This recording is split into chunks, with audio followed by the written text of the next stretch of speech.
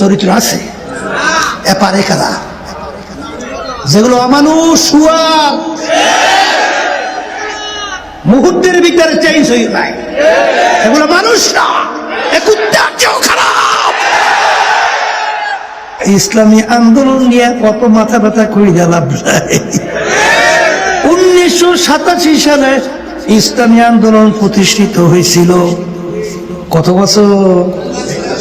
আল্লাহু আকবার। অদ্যবধি পর্যন্ত আমাদের একজন এমপিও কিন্তু সংসদে যায় নাই। গেছে? আমাদের সুযোগ তো ছিল না। হ্যাঁ, ছিল না। শুধু এই যে আওয়ামী লীগের সময় বিরোধী দল পর্যন্ত বানাবার চেষ্টাও কম করে। কথা বুঝেন না? সুযোগ ছিল না, ছিল না। কিন্তু ইসলামী আন্দোলন বাংলাদেশ, আমরা রাজনীতি করি ইবাদতের উদ্দেশ্যে, আমার মালিকের হুকুম পালন করার জন্য। খুনি, গুমি, চাঁদাবাজ, মিথ্যাবাজ লক্ষ লক্ষ মানুষের পরিবারকে মিথ্যা কেস দিয়া সংসার ধ্বংস করে আমাদের দেশে ক্ষমতার চেয়ারে বৈশাখ বিদেশে টাকা পাচার করে। জানা আছে কোনো? এই যে সদ্য ফ্যাসিস্ট আওয়ামী লীগ যে পালাইল, সদ্য ভূমিমন্ত্রী, বিভিন্ন মিডিয়া আসছে না? এই তার একার 3টা দেশের ভিতরে বাড়ির সন্ধান পাওয়া গেছে 620টার মতো। কয়টা? ওর কত বাড়ি আর ওনাকে মালিকই জানে। কিন্তু প্রথম আলোর রিপোর্ট দেখছেন না? দেখছেন তো? 3 দেশের ভিতরে সন্ধান পাওয়া 620টার মতো বাড়ি, দাম বলে প্রায় 5,700 এত কোটি টাকা। তো ওই ভূমিমন্ত্রী ওই চেয়ারে বইসা এই টাকা তো সব তার আব্বা রেখে গেছিল না, তার দাদা রেখে গেছে না, ওরই সূত্রে পাইছে তো।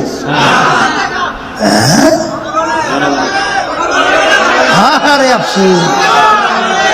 হ্যাঁ, এই কানাডায় বেগম পাড়া তৈরি করে, এই দেশটা একবার দুইবার না 5 বার চোরের দিক থেকে তাম দুনিয়ার ভিতরে ফার্স্ট বানায়। কথা কয় না? কথা ঠিক না ভাই? ঠিক। এমনকি একটা পানের আমার দোকানদার ভাইও চাঁদার থেকে তাদের থেকে মুক্তি পায় না। ওরে অশান্তির আগুন দাউ দাউ করে জ্বালা। এখন এদেরকে ক্ষমতায় যাওয়ার জন্য ইসলামী আন্দোলন বাংলাদেশ সহযোগী হবে?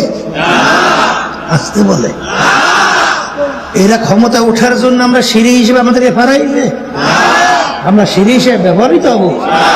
এই জন্য ইসলামী আন্দোলন বাংলাদেশ আল্লাহ প্রতিষ্ঠিত করায় নাই। কথা বাংলা বোঝে? বোঝেন না মনে হয় কিছু না? ও তোমরা খুব এমপি 7 বোঝো, আমরা বুঝি এত বুঝি না। সম্মান এত বুঝলা, আমরা কিছু বুঝলাম না। আমাদের কই ক্ষমতার লোভ, সম্পদের লোভ, আল্লাহর রহমত আপনাদের দোয়ায়, ওইসব দেখাই কোনো লাভ নাই। কুমিরের কোনো সর্দির ভয় নাই। হেলে 5ই আগস্ট 2024 জুলাই কোন রাজনৈতিক দল ব্যানার লইয়া রাস্তায় নামছে? পারছে নামতে? সবাই সহযোগিতায় ছিল, কিন্তু ব্যানার সামনে নিতে সাহস পায় না। এই গুলির মুখে নামছি, বোঝেন না বাংলা কিছু? বাংলা বোঝেন না? তখন আমরা চিন্তা করছি এই মুহূর্তে অন্যায় প্রতিবাদে ন্যায়ের পক্ষে আমাদের সাধ্য শক্তি অনুযায়ী রাজপথে আওয়াজ তুলতে হবে। কি হবে মালিক জানে। কথা ঠিক না? এরপরে দেশ সুন্দর করার ব্যাপারে পিআর পদ্ধতির নির্বাচনের দাবি করছে। পিছনে 53 বছর নির্বাচন হয় নাই। কি দেখছেন আপনারা? দিনের পর রাতে বাক্স দেখছেন? শোনেন নাই? এই কালো টাকার দৌরত্ব, গুন্ডাদের তাণ্ডবে ঠিক মতো মানুষ ভোট দিতে পারছে? হ্যাঁ, তাহলে এখন যে পরিবেশ এর সে ব্যতিক্রমটা কি হয়? এই ওরা যে চাঁদা আদায় করছে, ও আমাকে বেচলেও এই টাকা তো ভালো কথা, ও ধারে কাছে হাজারের ভাগে এক ভাগে আমাকে আছে, তখন টাকার তোরে সরে আমার টেকবো কেমনি? এই টাকার বিনিময়ে গুন্ডা তৈরি হয় না? এই টাকার বিনিময়ে প্রশাসন হাত করে না? এই টাকার বিনিময়ে সেন্টার দখল করে না? সেখানে সাধারণ মানুষ ভোট দিতে পারে? তা আমাদের জানের ভয় নেই? আমাদের মালের মায়া নেই? তা লেভেল প্লেইং ফিল্ড যদি না হয়, সেখানে নির্বাচন হয় কিভাবে? আর যদি ফেয়ার পদ্ধতির নির্বাচন হয়, প্রতিটা ভোটারের মূল্যায়ন হয়। ওমর ফারুক রাদিয়াল্লাহু তাআলা আনহু প্রথম অবস্থায় কাফেরদের অন্তর্ভুক্ত ছিল। কাফেরদের ভিতরে বৈঠক হইতেছিল, আল্লাহ রাসূল সাল্লাল্লাহু আলাইহি ওয়াসাল্লাম তার মাথা মোবারককে কাইটা নিয়ে আসতে পারবে, নাউজুবিল্লাহ, তাকে 100 লাল উট পুরস্কার দেওয়া হবে। কেউ সাহস পায় না। ওমর ফারুক রাদিয়াল্লাহু তাআলা আনহু খাপ থেকে তরবারি বের করে দাঁড়াইয়া গেছিল। কাফেররা দেখলো এমন ব্যক্তি দাঁড় হয়েছে, পারবেও। পথের মধ্যে মাঝখানে কি ঘটনা হয়েছে আমরা অনেকেই জানি। অল্প সময়ের ব্যবধানে রব্বুল আলামিন এমন বুঝ তাকে দান করলেন, জীবনের সম্পূর্ণ চিন্তার পরিবর্তন ঘটে গেল। আগে ছিল জাহান্নামমুখী, এখন হয়ে গেল বেহেশতমুখী। আগে ছিল সবচেয়ে নিকৃষ্ট মাখলুকাতের ভিতরে একজন, আর এখন সর্বশ্রেষ্ঠ মানুষের ভিতরে একজন। যখন আল্লাহ রসুলকে কতল করার জন্য রওনা করছিলেন, আর পরবর্তীতে যখন এই পরিবর্তন হলো, তার কিন্তু চোখের দিক থেকে, হাতের পায়ের দিক থেকে পরিবর্তন ঘটে নাই। আগে যেই 2 চক্ষু ছিল, এখন সেই 2 চক্ষুই আছে। হাতের দিক থেকে একই হাত আছে, অন্যান্য অঙ্গ প্রত্যঙ্গ সব একই আছে, কিন্তু একটা জায়গায় পরিবর্তন ঘটার কারণে দিন আর রাত্র প্রত্যেক হয়ে গেছে। ওই জায়গাটার নাম হলো কলব। এক কথায় যার কলব ভালো হয়, ওই মানুষটা সর্বশ্রেষ্ঠ সম্মানিত হয়। আর কলব যখন খারাপ হয়, ওই মানুষটা এক পর্যায়ে কুত্তা, শিয়াল, শুয়ারের চেয়েও খারাপ হয়। তাহলে মানুষের সম্মান বাড়ে কমে বংশের উপরে ভিত্তি কইরে না, কোনো টাকা পয়সার উপরে ভিত্তি কইরে না, শিক্ষার উপরে ভিত্তি কইরে না, তার সম্মান বাড়ে কমে কলবের উপরে ভিত্তি কইরা। আর আল্লাহ রাব্বুল আলামিন বেহেশতে দেবেন কাদেরকে? আগেই কুরআনুল কারীমের ভিতরে মালিক জানাই রাখছেন, ইল্লা মান আতাল্লাহা বিকলবিন সালিম। সুস্থ পরিষ্কার পরিচ্ছন্ন কলব ছাড়া, ভালো কলব ছাড়া আমার বেহেশতের ভিতরে জায়গা হবে না। কে বলছেন? এই জন্য কবি এক কথায় বুঝাইতে চাইছিলেন যে মানুষের সুরাত আকৃতি হইলে মানুষ হয় না। গর্বা সুরা আদমে ইনসাবুদে আহমাদু বুদ জেলে হাম এক সাবুদে। আল্লাহ রাসূল সাল্লাল্লাহু আলাইহি ওয়াসাল্লামকে দেখতে, আবু জাহালকে দেখতে হাতের পায়ের দিক থেকে কোনো পার্থক্য ছিল না। আল্লাহর হাবিব সাল্লাল্লাহু আলাইহি ওয়াসাল্লাম চক্ষু মোবারক 2টাই ছিল। আবু জাহালের চক্ষু 2টা, আল্লাহর হাবিবের পা মোবারক 2টা, আবু জাহিল্লার পাও 2টা, কানের দিক থেকেও সমান, অঙ্গ প্রত্যঙ্গ সবই সমান। কিন্তু আল্লাহ রাসূল সাল্লাল্লাহু আলাইহি ওয়াসাল্লামের নাম শুনলে দুরূদ শরীফ পড়া ওয়াজিব হয়ে যায়। দুরূদ শরীফ না পড়লে গুনাহ হয়। আর আবু জাহালের নাম শুনলে আমাদের জবান থেকে বের হয় লাআনাতুল্লাহি আলাইহি, গজব আল্লাহর পড়ছে আরো বড়ুক। কথা ঠিক কিনা? এই সমাজের ভিতরে এক শ্রেণীর মানুষ, তাদের আচার আচরণ, আমল, আখলাক, চরিত্র এত ভালো, মানুষ খুশি হয়ে মন্তব্য করে লোকটার চরিত্র ফেরেশতার মতো। বলে কি বলে না?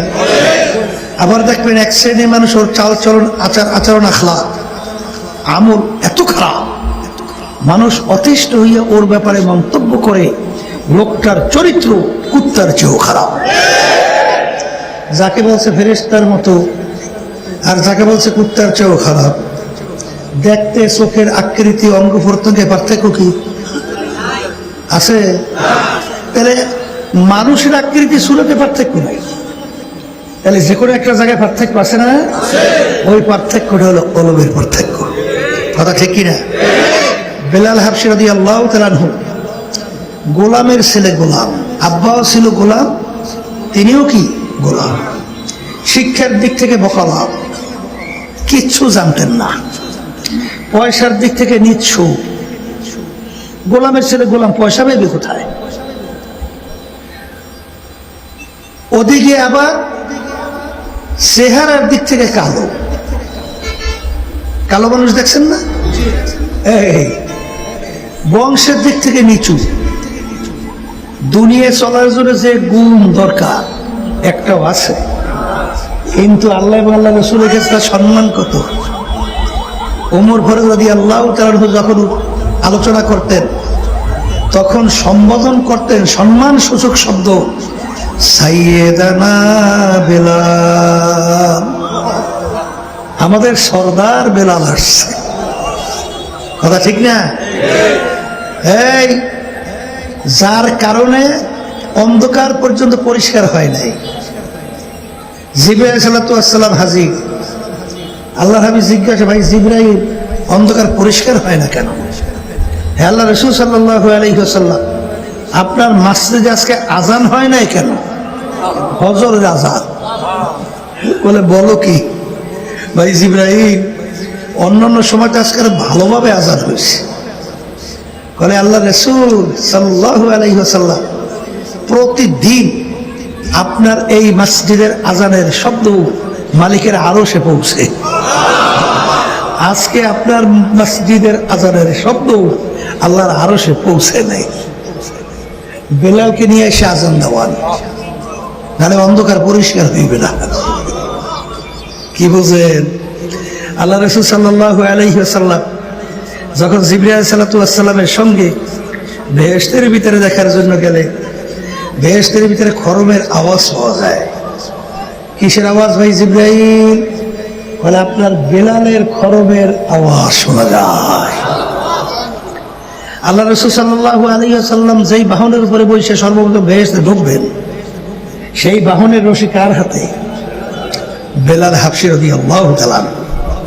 তাহলে বোঝা গেল যে সৌন্দর্যের দিক থেকে, বংশের দিক থেকে, শিক্ষার দিক থেকে, টাকা পয়সার দিক থেকে, এই বিভিন্ন অন্যান্য দিক থেকে আল্লাহর কাছে কিন্তু সম্মান বাড়ে কমে না। আল্লাহর কাছে সম্মান বাড়ে কমে এই বন্দার কলবের উপরে ভিত্তি কইরা। এই যে হাদিসের ভিতরে আসছে, আল্লাহ রাসূল সাল্লাল্লাহু আলাইহি ওয়াসাল্লাম বলেন, লা ইয়ানজুরু ইলা সুওয়ারিকুম ওয়া আমালিকুম ওয়ালাকিন ইয়ানজুরু ইলা নিয়াতিকুম ওয়া কুলুবিকুম আও কামা ক্বালা আলাইহিস সালাতু ওয়াস সালাম। আল্লাহ রাসূল সাল্লাল্লাহু আলাইহি ওয়াসাল্লাম বলেন, আল্লাহ রাব্বুল আলামিন শুধুমাত্র বান্দা বান্দির বাহ্যিক আমলের দিকে তাকাই থাকে না, রব্বুল আলামিন তাকাই থাকে বান্দা বান্দির কলবের দিকে, অন্তরের দিকে। কথা ঠিক কিনা? শোনেন, বড় আলেম হইলেই কিন্তু সে যে আল্লাহর বড় প্রিয় বা আল্লাহর ওলি, এরকম কিন্তু কোথাও কোনো আছে?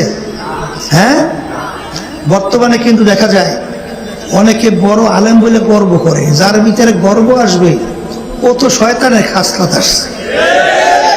ইবলিসের চেয়ে বড় জানুন না পান্ডি, আপনাদের জানা মতে আছে কি? আছে গো? আসমানি কিতাবের সঙ্গে 104 কয় কিতাব?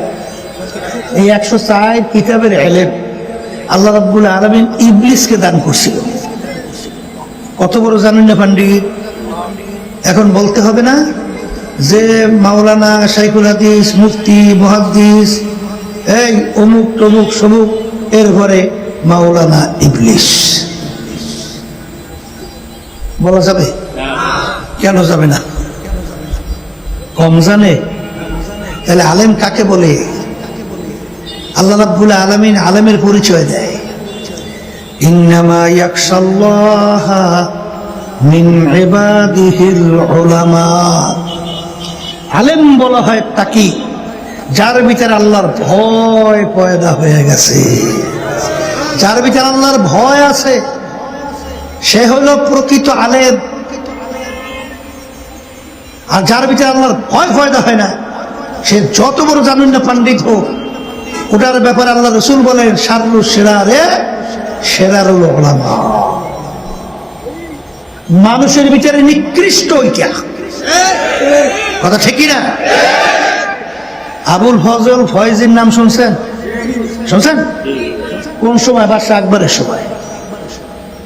বাদশাহ আকবর দ্বীনে ইলাহি প্রতিষ্ঠা করছিল না? প্রতিষ্ঠিত দ্বীনে ইলাহি, হিন্দু মুসলমান সব ধর্ম মিলেইয়া একটা ধর্ম বানাইছে, নাম রাখছে দ্বীনে ইলাহি। কথা ঠিক না? বা ঠিক? নাউজুবিল্লাহ বলে। তখন ওই সময়ের ভিতরে সবচেয়ে জানেন না বড় পণ্ডিত আবুল ফজল ফয়েজ। কত বড় পণ্ডিত জানেন? কোরআনুল কারিমে যে নোক্তাল হরুফ গুলো ছিল, নোক্তাল হরুফ আছে না, এই 30 পারা কোরআনুল কারিমে তাফসীর লেখছে, নোক্তাল হরুফ ব্যবহারই করে নাই।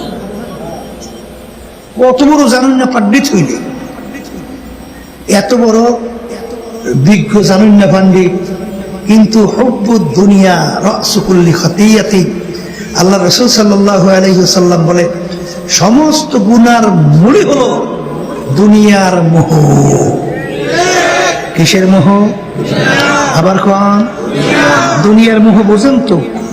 এই এমপির লোক আসতে বলে, মন্ত্রিত্বের লোক, সম্পদ সম্মানের লোক,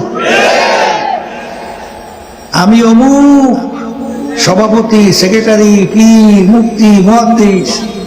এই দুনিয়ার মোহ, সম্মানের মোহ, এইটা হচ্ছে সমস্ত গুনার মূল। কথা বুঝেন নাই? হাদিসে কুদসির ভিতর আসছে, এই আল্লাহ রাসূল সাল্লাল্লাহু আলাইহি ওয়াসাল্লাম জামানে বলেন আনা ইনদা মুনকাসিরাতিল কুলুব, আমার মালিক ভাঙ্গা দিলের কাছে থাকে। ইবলিসকে যখন আমার মালিক বলছিলেন ইবলিস আদমকে সেজদা কর, এই ইবলিস আল্লাহর হুকুম মানছে না, মাইনা যুক্তি পেশ করে। কি যুক্তি? আনা খায়রুম মিনহু খালাকতানি মিন নার ওয়া খালাকতাহু মিন তিন। হে আমার দয়ার মালিক, আপনি আমাকে বানাইছেন আগুন দিয়া, আদমকে বানাইছেন মাটি দিয়া। আগুনের গতি ঊর্ধ্বে, মাটির গতি নিম্নে। যার গতি নিম্নে হয় তার সম্মান কম, যার গতি ঊর্ধ্বে হয় তার চেয়ে। তো উচিত ছিল আদম আমাকে সেজদা করবে, আমি আদমকে সেজদা করব কেন? নাউজুবিল্লাহ বলেন না? কি যুক্তি দেখা দৃষ্টিতে ঠিক আছে না? কথা কয় না, কিন্তু কার সঙ্গে যুক্তি দেয়? আল্লাহর সঙ্গে। ওরে বেয়াদব, ওরে বদমাইশ, তোর এত বড় সাহস, তোকে হুকুম করছি তুই আদমকে সেজদা করবি, তুই সেজদা না করি তুই আমার সঙ্গে যুক্তি পেশ করো, যুক্তি পেশ করো। ওরে খবিস, যা চিরতরে জাহান্নামের হুকুম দিয়ে বাড়ি করে দিলাম, বেরা। এই কথা ঠিক না? ঠিক। এই বর্তমানে এক শ্রেণী আছে না যুক্তি, আসতে কয় আছে না? আর ওদিকে আমার মালিক যে ভাঙ্গাতেলের কাছে থাকে, আদম আলাইহিস সালাম, তাকে আল্লাহ হুকুম করছেন গন্ধম খাইও না, খাইছে না? খাই নাই। ইবলিসকে বলতে সেজদা দিতে, ইবলিস সেজদা দেয়। আর আদম আলাইহিস সালামকে বলছেন গন্ধম খাইও না, গন্ধম খাইছে। এই অপরাধের দিক থেকে সমান দেখায় না? কথা কয় না। কিন্তু আদম আলাইহিস সালামের যুক্তির কোনো শেষ ছিল? অনেক যুক্তি আছে না, কিন্তু যুক্তির পিছনে পড়ছে না, হইলে কি করছে? রব্বানা যালামনা আনফুসানা ওয়া ইল্লাম তাগফির লানা ওয়া তারহামনা লানাকুনান্না মিনাল খাসিরিন। হে আমার দয়ার মালিক, আমি আমার নিজের নফসের উপরে জুলুম করে বসছি। মালিক, আপনার হুকুমের বিরুদ্ধাচরণ করছি। মালিক, আপনি যদি আমাকে মাফ না করেন আমার কোনো উপায় নাই। কিতাবের ভিতরে দেখা যায় লজ্জায় বহু বছর পর্যন্ত আদম আলাইহিস সালাতু ওয়াস সালাম আসমানের দিকে মাথা উঁচু কইরা নজর দিয়ে তাকায় নাই, এমন ভাবে লজ্জিত হয়েছে। এই জন্য তওবা কবুল হওয়ার জন্য, তওবা শব্দের অর্থ কি? এই তওবা শব্দের অর্থ রুজা, ফিরে আসা, নাদামা, লজ্জিত হওয়া এবং মালিকের কাছে ওয়াদা করা, মালিক আমি যে গুনাহ করছি আর করবো না, এই লজ্জিত হয়েছে না, অপরাধ স্বীকার করছে। মালিক আমি ফিরিয়ে আসলাম, আর করবো না, দয়া করে আপনাকে আমি মাফ করিয়ে দেন। তাহলে লজ্জিত হওয়া লাগবে, অপরাধ স্বীকার করা লাগবে, মাফ চাওয়া লাগবে। যখন তিনটা পাওয়া যাবে ওই তওবা কবুল হবে, কোনো সন্দেহ নাই। যখন রব্বানা যালামনা আনফুসানা ওয়া ইল্লাম তাগফির লানা ওয়া তারহামনা লানাকুনান্না মিনাল খাসিরিন, কান্না শুরু করছে মালিকের দরবারে নতজানু হইয়া। যখন নিজেকে সারেন্ডার করলেন, রব্বুল আলামিন শুধু মাফ করলেন তাই না, তাকে নবী হিসেবে পুরস্কৃত কইরা ঘোষণা দিয়ে দিলেন। আর ইবলিসকে চিরতরে জাহান্নামের হুকুম দিয়া আমার মালিক ঘাড় ধইরা ধাক্কা দিয়া বের কইরা দিলেন। কি কথা ঠিক কিনা? এই জন্য আমার ভাইদেরকে বলবো, পর্দা আলে মা বোনরা যারা শুনতেছেন, এই সম্মান বাড়ে কমে কিসের উপরে ভিত্তি করিয়া? বলেন, মুখ খুলে বলে, আবার জোরে বলেন, জোরে বলে। এই আর একটা ঘটনা শুনলে বুঝবেন। আল্লাহ রাসূল সাল্লাল্লাহু আলাইহি ওয়াসাল্লাম সাহাবায়ে কেরামদেরকে নিয়ে মসজিদের ভিতরে বসা। এক সাহাবী দরজা থেকে ঢুকছে। আল্লাহ রাসূল সাল্লাল্লাহু আলাইহি ওয়াসাল্লাম তাকে ইঙ্গিত করে বলতেছেন উপস্থিত সাহাবায়ে কেরামদেরকে, তোমরা যদি বেহেশতের লোক দেখতে চাও, তাকে ইঙ্গিত করে বলতেছেন তাকে দেখে দাও।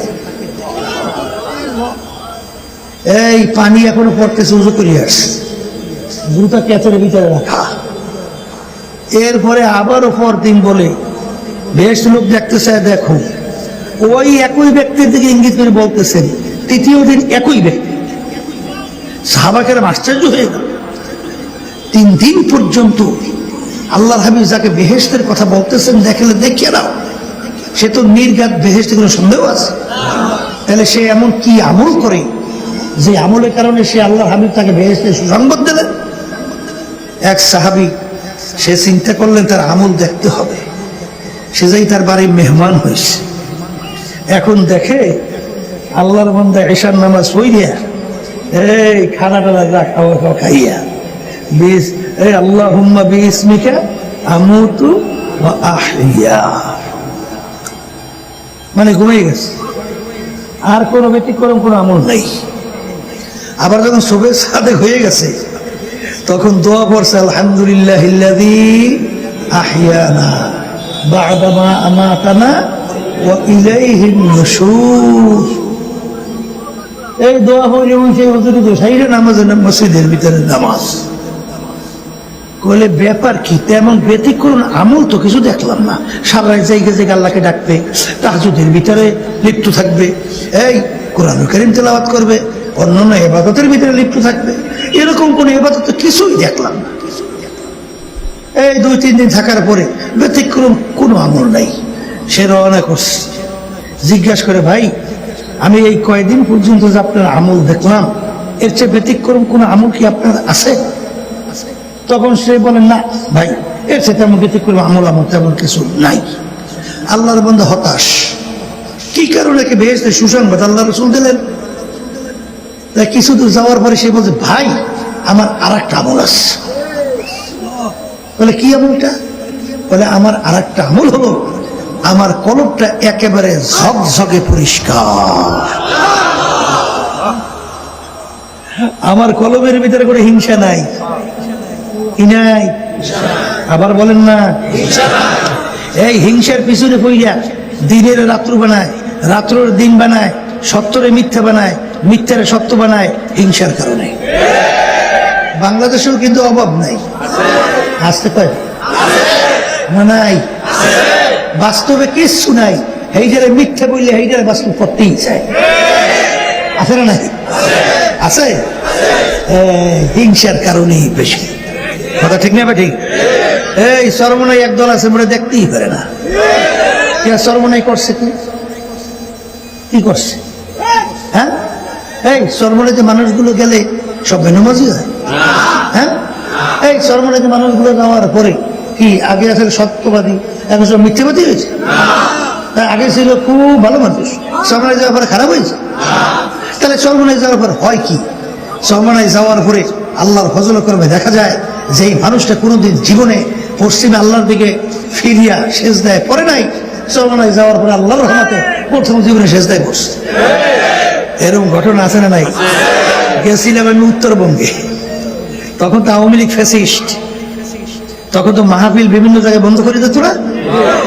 তাই সেই উত্তরবঙ্গে আমার মাহফিল করতে দেবে না, কথা বলছেন তো। সেই এলাকার খুব প্রভাবশালী একটা লোক ছিল, সে বলতেছে পীর সাহেব হুজুর সর্বনাই মাহফিল আমি করাবই, আল্লাহ যেখানে নিয়ে আমাকে ঠেকায়। ওই পাগলায় জোর জবরদস্তির মাহফিলের ব্যবস্থা করছে। করার পরে এসার আগে না জানি পরে আমি বয়ানে ওঠার আগে সে মাইকে বয়ান করতেছে, মানে আলোচনা করতেছে, বলতেছে ভাই সর্বনাই সম্পর্কে আপনারা তো জানেন কি না জানি না, তবে সর্বনাই সম্পর্কে আমি একটু আলোচনা করি। বলে আমাকে তো সর্বনাই মুজাহিদরা দাওয়াত দিত সর্বনাই মাঠে নেওয়ার জন্য, আমি কোনো সময় যাই নেই। একবার জোর জবরদস্তের কায়দা করে আমার সর্বনাই মাঠে নিয়ে ফালাইছে।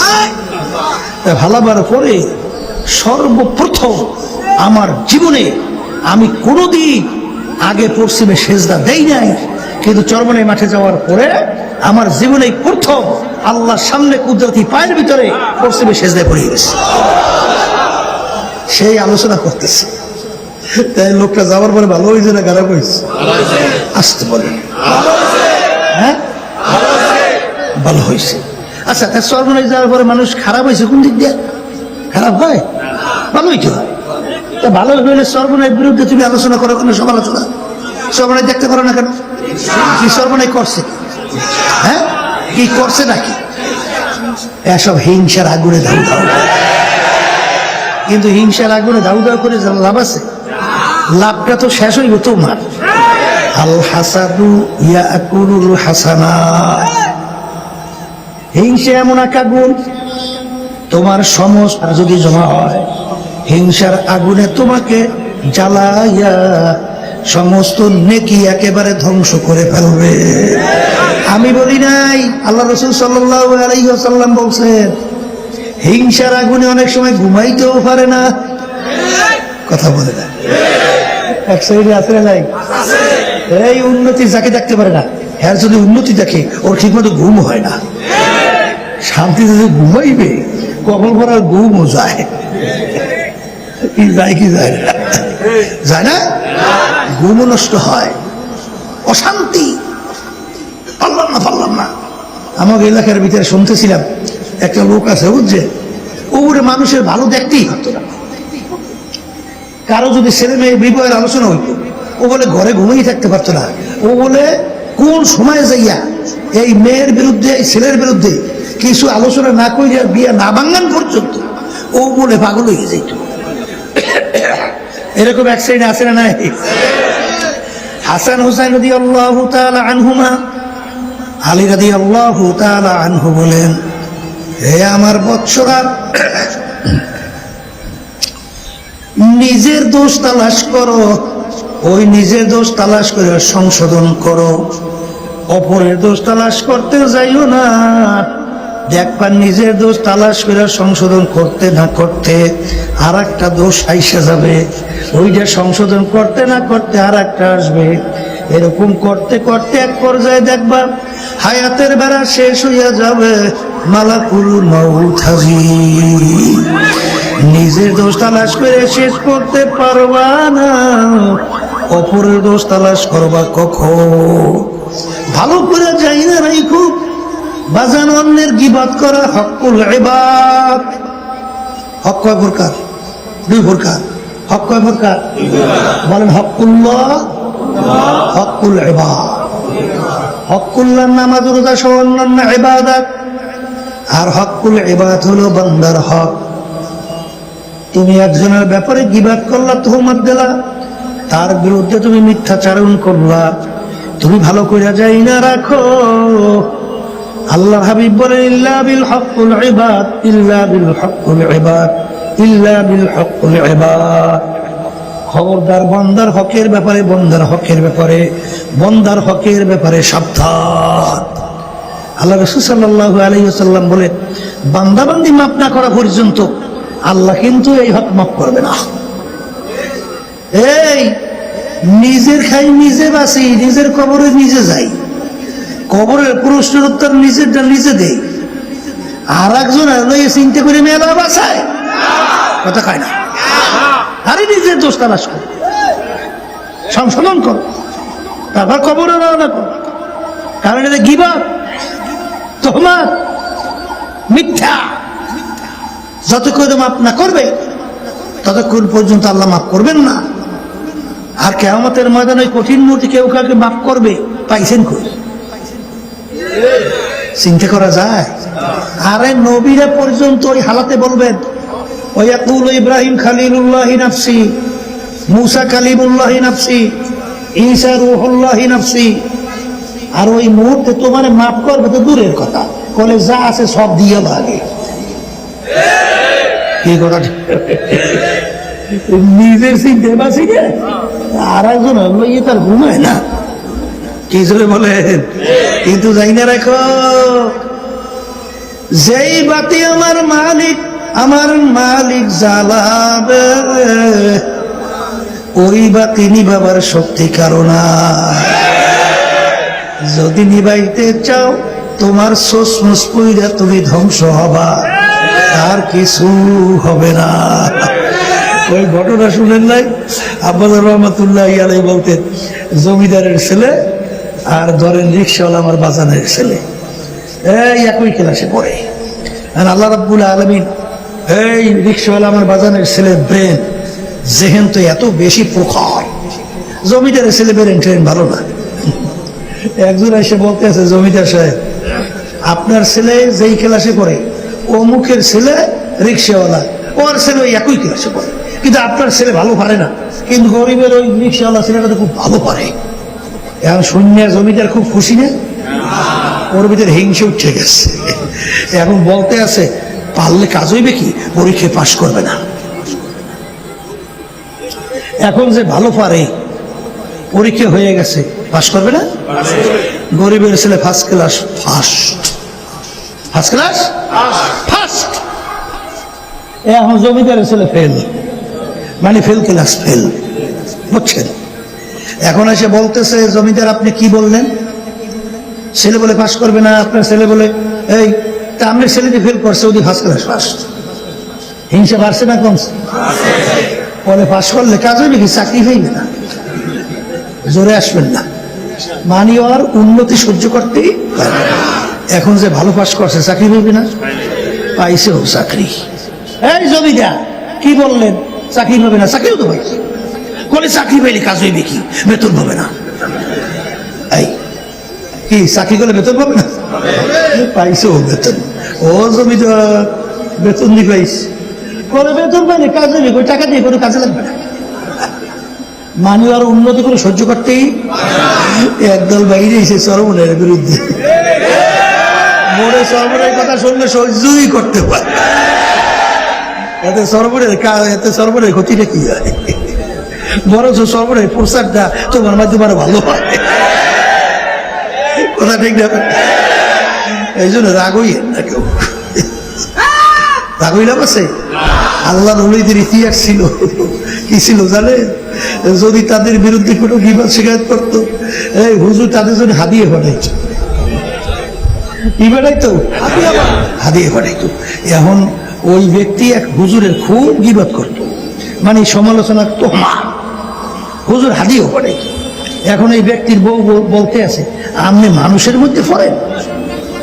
যেই লোকটা তার বিরুদ্ধে আপনি এত কিছু বলেন, সে আপনাকে হাদিয়ার পর হাদিয়া পাঠাইতে আছে, আপনি তার বিরুদ্ধে এত কথা বলেন, আপনি মানুষ? তো চিন্তা করো, কথা তো ঠিকই, তাহলে একটা কাজ করি, তাহলে আমি গিবত শিকায়ত বন্ধ করি, তোহমত বন্ধ করি, তাইলে মনে হাদিয়া আরো বেশি পাবো। তা ওই এখন ওই তোহমত আর মিথ্যা কথা বলা ছেড়ে দিচ্ছে, হাদিয়াও বন্ধ হয়ে গেছে। বলে ব্যাপার কি, আগে তো হাদিয়া তো পাইতাম দিতাম, এখন যখন হাদিয়া বেড়ে হুজুর কাছে গেছে, হুজুর ব্যাপার তো কিছু বুঝলাম না, আগে আপনার বদনাম সদ্দাম করতাম, আপনি আমার জন্য হাদিয়া পাঠাইতেন, এখন তো বদনাম ছাড়িয়ে দিচ্ছি, তো এখন হাদিয়া বন্ধ করলেন কেন? বলে বাবা, তুমি আমার উপকার আগে করছো, আমিও তোমার উপকার করছি, এখন তুমি আমার উপকার ছাড়িয়ে দিচ্ছ, আমিও তোমার উপকার ছাড়িয়ে দিচ্ছি। বলে তা কি? বলে বাবা, তুমি যে আমার মিথ্যা যে তোহমত দিয়া বিভিন্ন আমার বদনাম সদ্নাম করছো না, আমার হয়তো এমন গুনাহ থাকতে পারে যেটা আমি মাফ করাইতে পারতাম না, কিন্তু তুমি আমার এই গীবতের কারণে, আমার এই সমালোচনা করার কারণে, আমার বদনাম করার কারণে আল্লাহর রহমতে আমার এই গুনাহগুলো মাফ হয়ে গেছে, তো এই গুনাহগুলো আল্লাহ মাফ করে দেবে। এই জন্য তুমি আমার উপকার করছো না, দুনিয়ার দিক থেকে তোমার একটু উপকার করা লাগে, এই জন্য একটু হাদিয়া তোবা পাঠাইছে। তাই এরকম যারা বলবে, এখন কিছু পারলে হাদিয়া তোবা পাঠাইয়ে কথা ঠিক না, বলে রাগ করে করে লাভ কি? কিন্তু মনে রাখো, ফাসাও ফাতার ইদিন কাশাফাল গুবার আফরাসুন তাহতার জলকা আম হেমারো। চক্ষু খোলা দুনিয়ায় এক জামানার ভিতরে কেউ যদি ঘোড়ার পিঠে সওয়ার হইতো, সমাজের ভিতরে সম্মানিত ব্যক্তি বলে পরিচয় লাভ করত।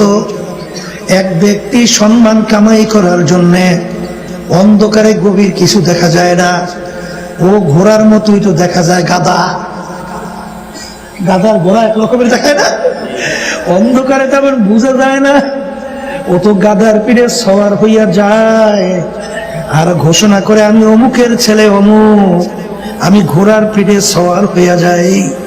এক ব্যক্তি সূক্ষ্মভাবে দেখলো, ও তো আসলে ঘোড়ার পিঠে সওয়ার না, গাধার পিঠে সওয়ার। তখন বলে, হে আহাম্মক, চুপ কর, চুপ কর, অন্ধকার পরিষ্কার হোক, সূর্য যখন আকাশে উঠবে, যখন অন্ধকার দূর হবে, তখন তুই দেখতে পাবি তুই ঘোড়ার পিঠে না তুই গাধার পিঠে। আর চক্ষু খোলা দুনিয়ার মধ্যে কেউ পরিচয় দেয়, আমি অমুক মুহাদ্দিস, আমি অমুক শাইখুল হাদিস, আমি অমুক মেম্বার, চেয়ারম্যান, এমপি, মিনিস্টার, আমি অমুক বংশের বড়, আমি অমুক সভাপতি, সেক্রেটারি, আমি অমুক তমুক সমুক। এই পরিচয় কয়দিন, যে কয়দিন দুনিয়ার ভিতরে চক্ষু খোলা থাকবে, যেদিন হায়াতের বেড়া শেষ হবে, চিরতরে চক্ষু বন্ধ হবে, তখন তুমি দেখতে পাবে তুমি পীর, মুফতি না মুহাদ্দিস, না খোদা না কাস্ত একজন জাহান্নামের কয়েদি। জোরে বলো, কথা ঠিক কিনা? এই যে আল্লামা জিলি রহমাতুল্লাহি আলাইহি লেখেন, কবরে যাইয়া মাপ পাওয়ার আগ পর্যন্ত নিজেকে নিজে একটা শুয়ারের চেয়ে ভালো মনে করা যায় না। বড় পীর আব্দুল কাদের জিলানী রাহমাতুল্লাহি আলাইহি রাস্তা দিয়া যাইতেছে, একটা কুকুরের জবান খুইলা গেল। কুকুর ডাক দিয়ে বলে, বড় পীর সাহেব, হুজুর বলেন, আপনি ভালো না আমি কুকুর ভালো? কি উত্তর দেবে? যদি বলে কুকুর তুই ভালো, তাহলে তো মালিকের কালামের উল্টা হয়, ওয়ালাকাদ কাররামনা বানি আদম। আর যদি বলে কুকুর তুই খারাপ আমি ভালো, তাহলে তো আনানিয়া চলে আসা, না খায়রুম মিনহু খালাকতানি মিন নার।